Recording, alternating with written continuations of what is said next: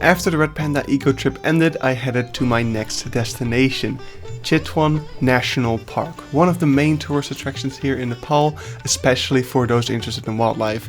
I only had a few days to go here, so I booked a trip that would make them count.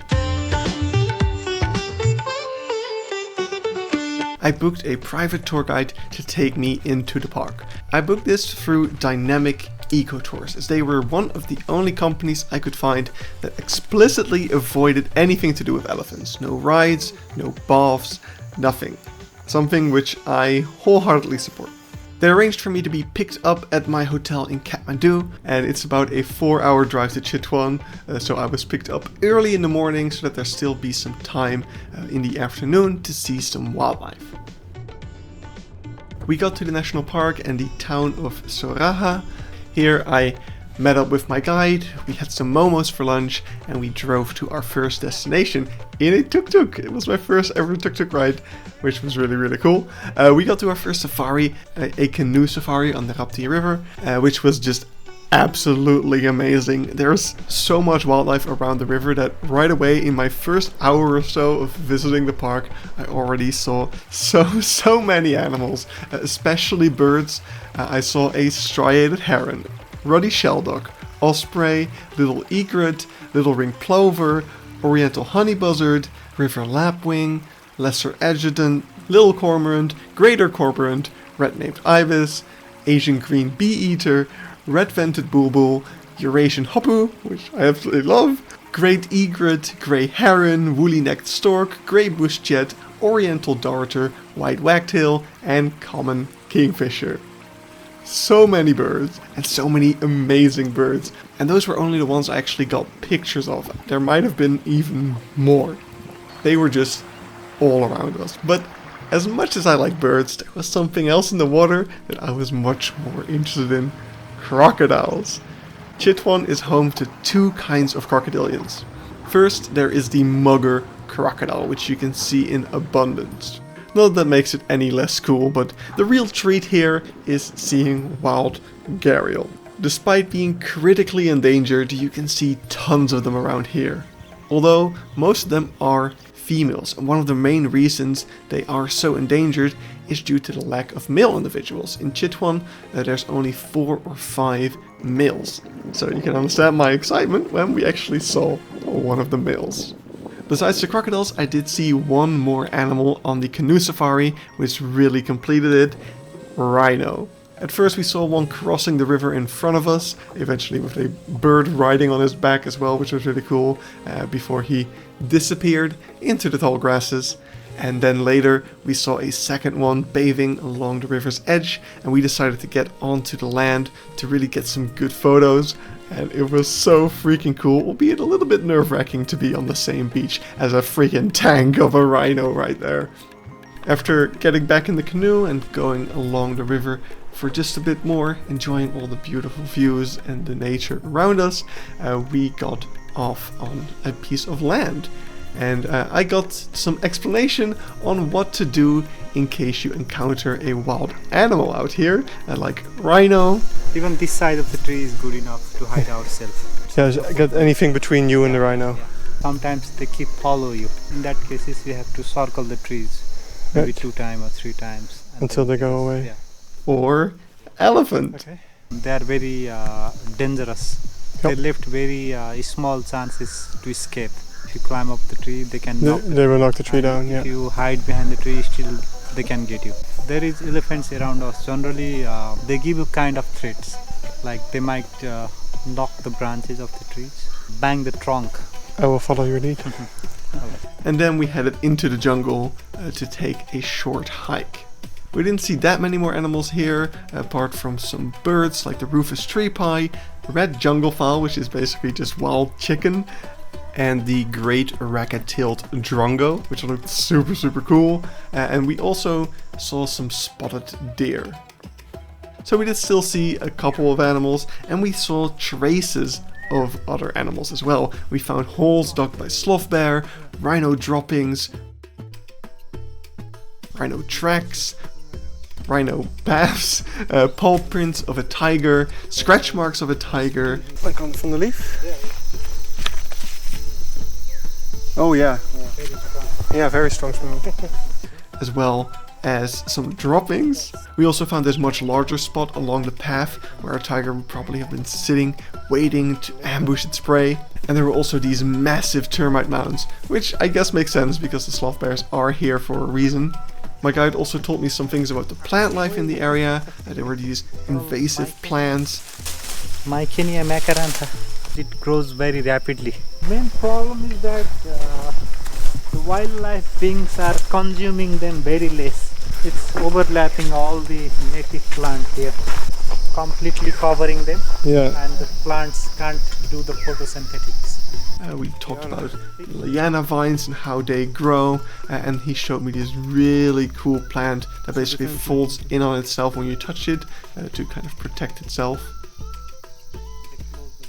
Eventually we received word that a wild elephant had been spotted near the Elephant Breeding Center, a government-run facility where elephants are being bred to be used mainly for anti-poaching patrols and the like. But basically this place full of food and single ladies had attracted the attention of a wild male.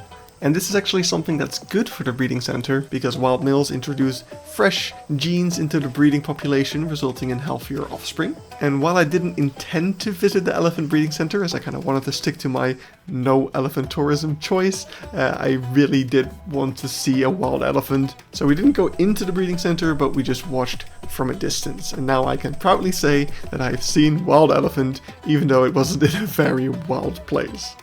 The sun was starting to set, so we walked back to where we got off our canoe. Not to get back on the canoe, however, tonight I would be sleeping in the jungle. On the way there, I saw a peafowl hiding in the tree for the night, and I also saw some black stork. Right along the river where we got out stood the tower that I would be sleeping in tonight. Once the sun had set, we had some dinner that my guide brought with him, and it was time to try to see some more animals. To attract animals, my guide threw down some of the leftover food from the dinner, which I didn't fully agree with, but I also didn't feel like speaking up about it. Whoops. I just can't imagine it being good for these wild animals if every time someone sleeps in one of these towers, food is being thrown down. The food mainly caught the attention of an Asian pond civet that was in the tree opposite from us. But at some point a small Indian civet appeared from time to time as well. I kind of wish more animals showed up, because now it did feel like we were just harassing this one civet constantly by shining the bright light on him. But I will admit it was pretty cool to see wild civet. Alright, sitting in the dark. I am absolutely just falling asleep. So I'm gonna go get some sleep. They will wake me up if there's anything of interest. Tomorrow we are going tiger spotting. There's a gecko. Do you see it? You can see its tail. It just walked down the fucking ceiling. It's like 2 a.m. So I figured I'd have a look to see if there's anything. But the mist is so thick, you can't even see it ground from the tower. So I can't see anything. So back to bed. When we woke up, the thick mist was still there. My guide and I headed out to meet up with the person that will be accompanying us today on our hike, since you always need to be accompanied by at least 2 people. While walking through the mist, we already saw a couple of animals. So we saw a woodpecker, some deer, and even a rhesus macaque. We also spotted many signs of the animal that we'd be tracking today, tigers. We spotted tracks, scratch marks, and more ambush spots as well. Throughout the day I also saw tons of these really cool bugs, which probably aren't special at all, but I really love them. Because of the season I was visiting the park in, it would be difficult to spot a tiger, since the raining season has already passed and there's tons of foliage and abundant water in the park. Still, my guides had pretty good hope that we'd be able to find a tiger, so that's great. I mean, I was quite nervous to do so on foot, but I trusted them. So the first plan was to camp along the road, hoping that a patrolling tiger would pass by, and When this didn't work, we headed further into the jungle, where we saw some more sloth bear dug holes. We could also see, as we were walking along all these trees, how high the water got during the monsoon. Because of the different colors on the tree, you can clearly see where the water was and where the trees remained dry. And the water did get pretty freaking high. Eventually, we settled down by the river, hoping to see a tiger either come for a drink or to cross the river. Some other groups actually had the same idea, so this became kind of a meetup spot of sorts. And one of the groups here actually mentioned that there was a tiger paw print coming from the river that had not yet been there the day before, so a tiger did pass this area very recently. Another group mentioned that they actually heard some deer call an alarm not too far from here. So it definitely sounded like a tiger was in the area. So we sat by the river waiting, and here I saw lots of the same birds that I saw yesterday, mainly lots of ruddy shelduck, cormorants, egrets, osprey, kingfisher, and also the lesser adjutant. There were also some new birds around here that I hadn't seen yet, like the brown shrike, and perched above our camping spot was a collared falconet. One of the other groups decided that they would check out the spot where they heard a deer before, and we followed suit. We found more tracks along the way, and eventually we came up to a spot where we found the cause of the alarm. A tiger had, without a doubt, attacked a deer here. So we continued tracking, at which point I thought, this tiger is clearly looking for food, right? And we're going after it. Okay, sounds like a solid plan. And after quite a bit more tracking and seeing a whole bunch more rhesus macaques, I mean they were everywhere, we did actually manage to find the deer. Not just any deer, the deer that was attacked by the tiger. It still had a gaping wound on its back, but otherwise it seemed okay. How badass. But alas, still no tiger. So we headed back to the river. I figured we've spent all day trying to find this tiger. Why give up now? Who knows what happens? And you'd think after a hunt, the tiger might be thirsty, go to the river. So that's where we went as well, but no tiger appeared. I did get some great views of some wild peacock, as well as the captive elephants that are grazing in this area. I'm still not sure how I feel about the whole situation with the captive elephants. These are the elephants from the elephant breeding center that we already saw. Generally, I am against the use of elephants for labor or rides, but in Chitwan the captive elephants actually play a very important role in the conservation of the park and its inhabitants. As I mentioned, they are being used to patrol the national park. Riding elephants allows the rangers to get into places that are impossible to get to by jeep and too dangerous to go to by foot. So it's not for fun, it's not for tourism, they actually play a vital role in the park.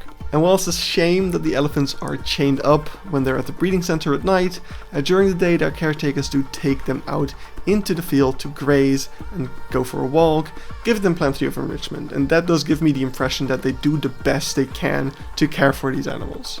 All in all, I still think it's a bit of a grey area, and there's no easy clear-cut solution how to solve that, so I just condone it, I guess. Anyway, we had already started heading back as it started to get dark, and across from the elephant breeding center there is a small pond, which my guide knew is frequented by this little spotted owlet over here, so we got to see that, and that was really cool. And moving on from that, we officially left the park as we crossed this bridge and headed back to civilization, to the town of Sauraha, where the trip also started. And here I got to check in to my hotel. Alright, we made it to our next hotel. Got all the amenities that one could ask for. Very large bathroom. So I'm gonna take a hot shower and then go out for dinner. Alright, today we are going on a jeep safari. Let's see what we see. The first one we spotted as we headed outside were some oriental pied hornbills sitting up in the trees near my hotel. I saw a bunch of them yesterday as well, but I didn't get a good picture, so we took our time to admire these. After that, we crossed the river by canoe, taking a moment to admire the beautiful sunrise over the Rapti River before making our way into the national park once again. We got to our jeep nice and early and we headed into the park. Going in by jeep allows you to cover much more ground, so I got to see a lot more of the variety of landscapes here, from the thick forest to the grassy fields, streams. There's just so much to see. And while making our way into the park, we immediately saw a number of deer. First a sambar deer, and then later we also saw several groups of spotted deer as well, some of which were accompanied by some red jungle fowl. And as we got to the more grassy areas, we saw a bunch of animals hiding all over the place. There were some birds perching on the tall grasses, like the Siberian stone chat, this red-vented bulbul, and this baya weaver. The few trees among the grasses were also full of life, like this group of 5 striped palm squirrels and another bulbul that was perching in this dead tree. And I did also spot an Indian mongoose, but it scurried away before I could get a picture, sadly. One of the most exciting encounters of the day occurred as we got back into the jungle. In the corner of my eye, I spotted a rhino. So the jeep had to slam on the brakes so we could start taking some pictures. It actually made its way towards the road until it was only a stone's throw away from our jeep. And for a moment we even thought it might cross the road in front of us, but sadly it got startled and it ran back into the bushes, eventually making its way down towards the stream and disappearing along the stream.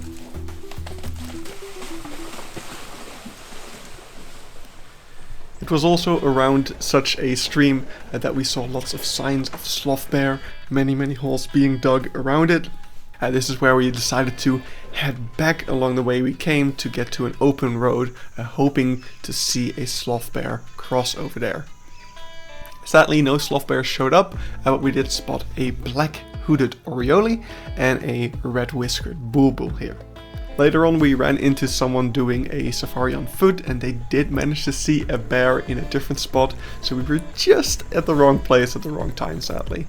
While it would have been cool to see them, I was already so happy with everything I'd seen in the park so far, and I would just be happy seeing whatever we could find today. So we just headed further into the park, and while we were still in the more foresty area, we saw a bunch more rhesus macaque, and as the area opened up more, and we also drove past some ponds, we saw a lot more birds.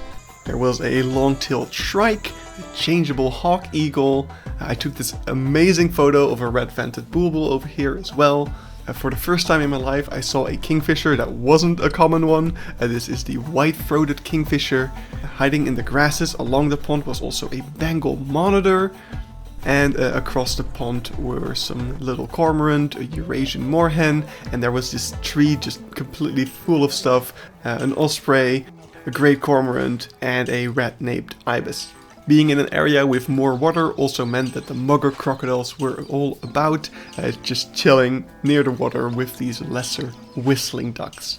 We got out of the jeep for a moment to go and visit the Crocodile Breeding Center, a small park established by the government of Nepal to breed gharial for release into the wild. There is just a ton of gharial enclosures here, each for gharial of different ages. What I thought was pretty interesting was that the enclosures for the teeny tiny baby gharial, which were absolutely adorable, they actually had a mesh roof over their enclosures. I suppose this is to protect them from predatory birds, and for the larger gharials this isn't necessary.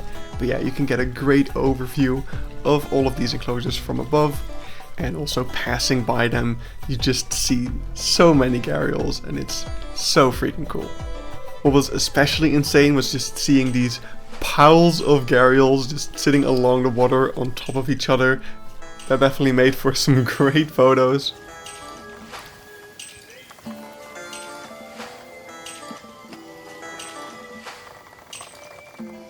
And beside gharial, right across from that, there were also some enclosures for turtles and tortoises. I'm guessing they also breed those here as well. So there's one tortoise enclosure and a little turtle pond over here.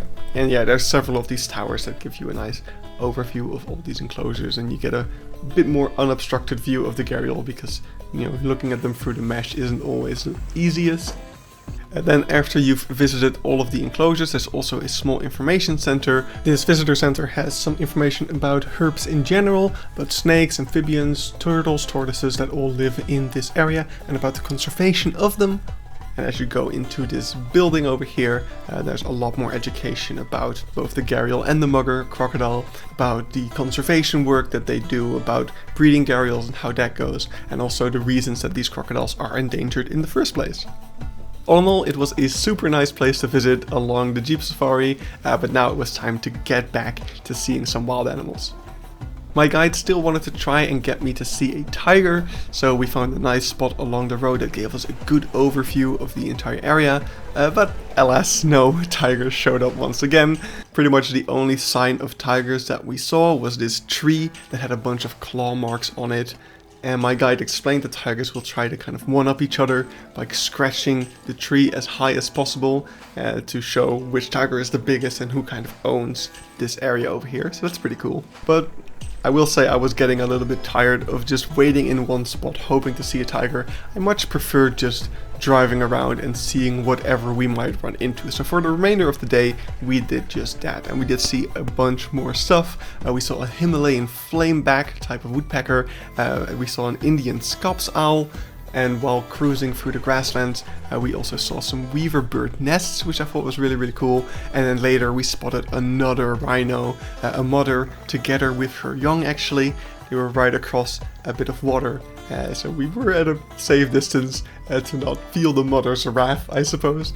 So yeah, that was just really amazing. And then while looking at those rhinos, I also noticed in the corner of my eye a small lizard sitting on the ground near us, which happened to be an oriental garden lizard.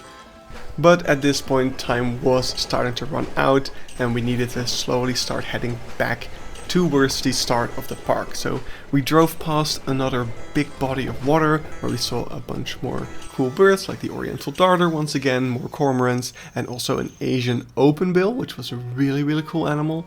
And after this part we kind of got back on the same road that we used to get into the park, so I figured, okay, that was probably it. No more new animals, I suppose. But the park did have one more surprise up its sleeve. Up in the trees right above the road was a group of grey langur, a species that I really, really like, and I was really hoping to see for myself, so here they are. It was so cool. And then we headed back to the river one last time to hopefully see a tiger crossing the water, but all we saw were more peacock, cormorants, egrets, and gharial.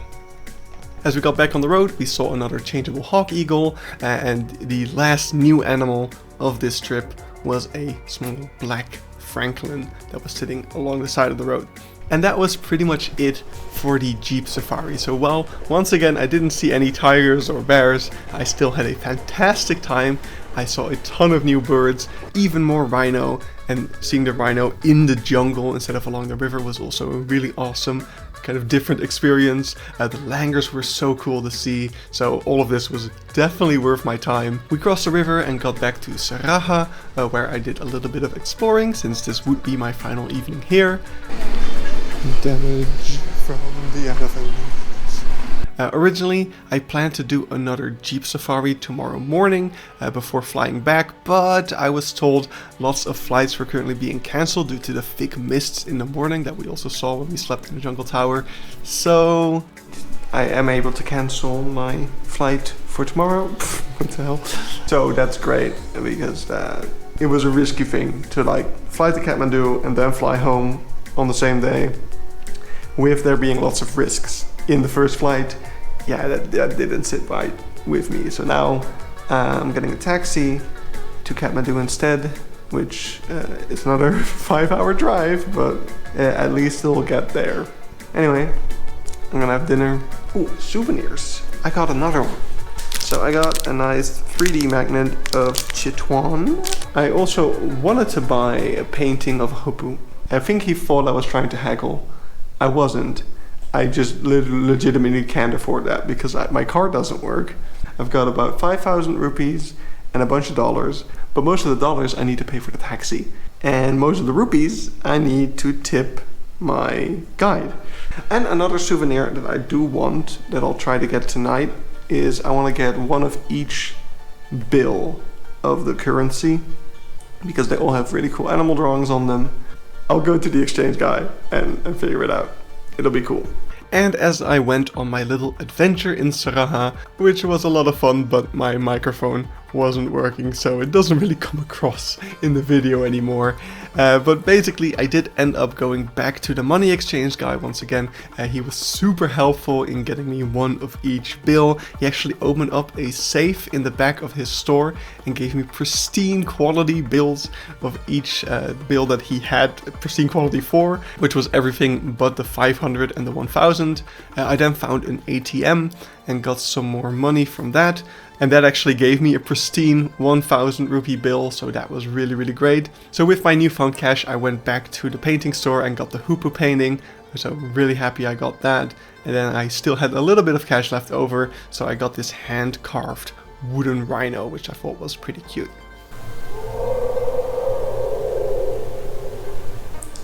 That does not sound good. I wonder if there's like an elephant out in the street or something, because that sounded close. Alright, it's the final morning. The power just went out, but it came back on after like 5 seconds, so that's probably fine. Hat! I need to put on my shoes and we're good to go. Let's go. The taxi back to Kathmandu was long and there was a lot more traffic than on the way here, but I made it back to Kathmandu nicely on time. I almost forgot my cap in the cab, but luckily the driver noticed and came running after me. So that was a grueling 6-hour drive, but we made it to the airport. So I was able to check in at the airport without any issues. I had all my stuff with me. To my surprise, there were some red pandas waving me goodbye on my way to the terminal. And while I was waiting on my flight, I actually managed to spend every last rupee I had. Can I have chicken normal and green tea? It was almost as if I calculated it. I'm very curious to see if the airport momos are going to be the first thing to give me food poisoning.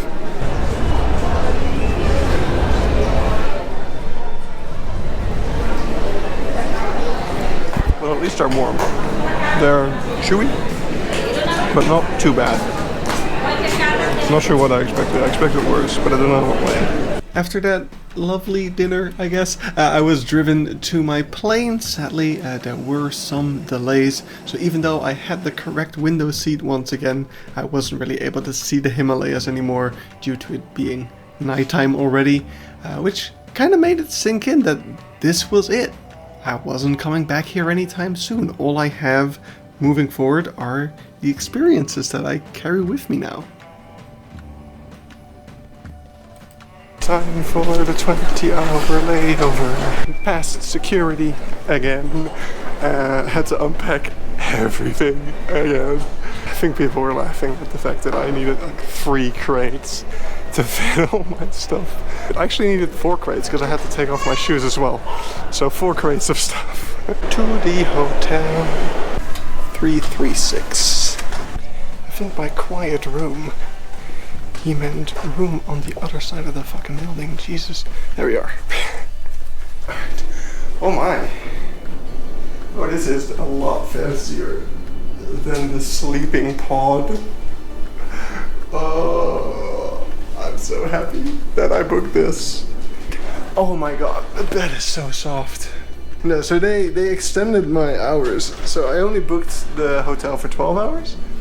And at the reception he said, oh, your booking ends at 8, your flight's at 1.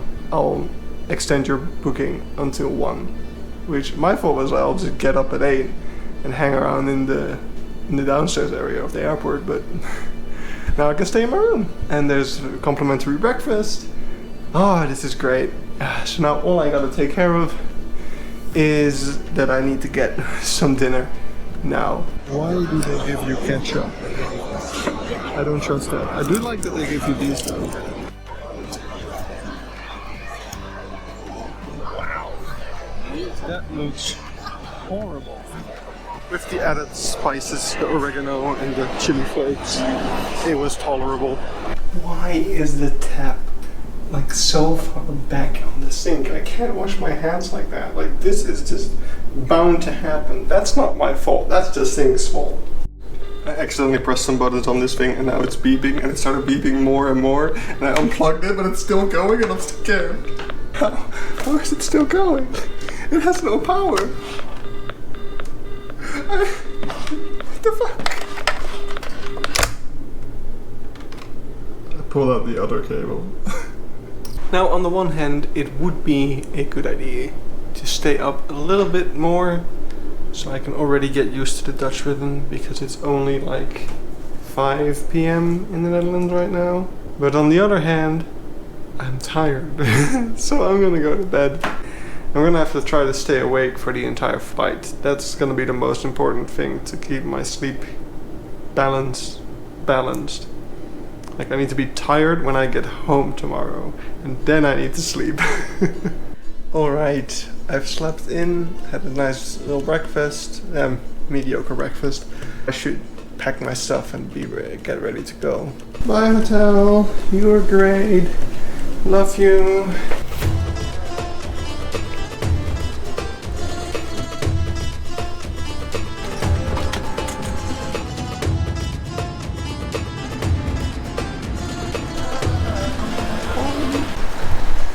Waiting time. That was barely any waiting time.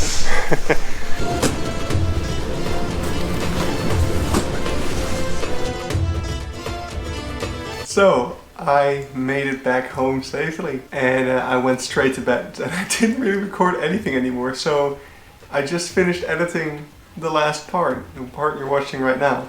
It's been 3 months since the trip, and I still look back on it with absolute joy.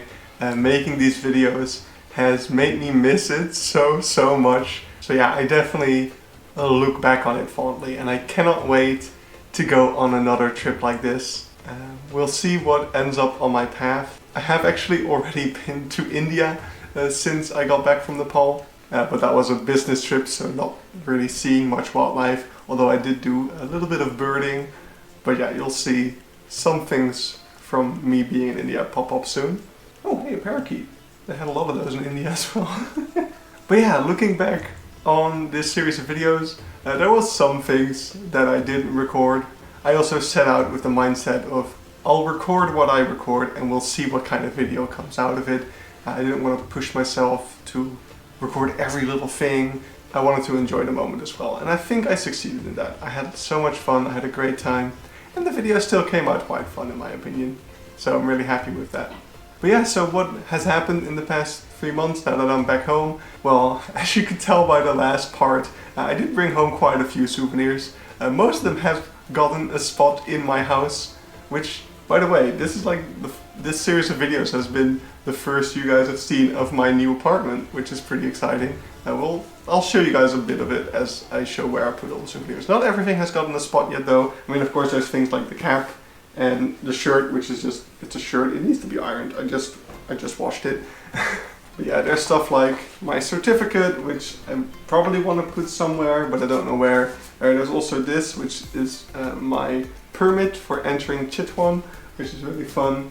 And of course, I didn't manage to get a picture of this before the guy packed it, but here is the hoopoo painting, which was my little adventure in Sauraha. So that was really fun, and I need to find a good spot for this because it's really cool. I did actually print out a lot of the photos that I took, so I have those. I need to put them in like an album or something. I did also hung up a bunch of them in my hallway, which is really cool.